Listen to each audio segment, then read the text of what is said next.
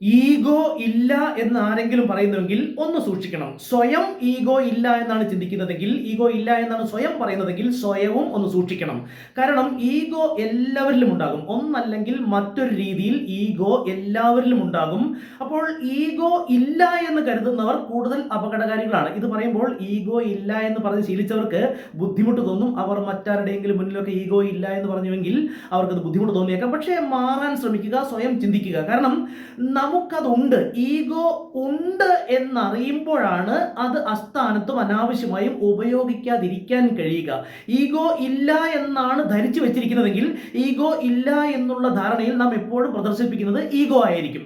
അപ്പൊ നമുക്ക് ഈഗോ ഉണ്ട്, എനിക്ക് ഇന്ന മേഖലകളിലെങ്കിലും ഇന്ന ഏരിയകളിലെങ്കിലും എനിക്ക് ഈഗോ ഹെർട്ടാകുമെന്ന് അറിയുമ്പോഴാണ് അതിനെ മറികടക്കാനും അത് മാറ്റാനും നമുക്ക് കഴിയുക. അതല്ലാതെ വെറുതെ ജസ്റ്റ് എനിക്ക് ഈഗോ ഇല്ല, ഞാൻ ഈഗോയുള്ള ആളൊന്നും അല്ല എന്നാണ് ചിന്തിക്കുന്നതെങ്കിൽ അത് അപകടകരമാകും. കാരണം നമ്മുടെ ദേഹത്ത് ചെളിയുണ്ട് എന്നറിഞ്ഞെങ്കിലേ നമുക്ക് കാണാനൊന്നും കഴിയില്ല. എല്ലാ ദിവസവും വൈകുന്നേരം നമുക്ക് നമ്മുടെ ദേഹത്ത് കുളിക്കാൻ മാത്രം ചെളി കാണാൻ കഴിയില്ല. പക്ഷേ എങ്കിലും നമുക്ക് ദൈനംദിന ജീവിതത്തിൽ നമ്മുടെ ദേഹത്ത് ചെളി പറ്റുന്നുണ്ട്, നാം മാലിന്യം നമ്മുടെ ദേഹത്ത് ഉണ്ടാകുന്നുണ്ട് എന്നറിഞ്ഞെങ്കിലേ നമുക്ക് കുളിക്കാൻ കഴിയൂ.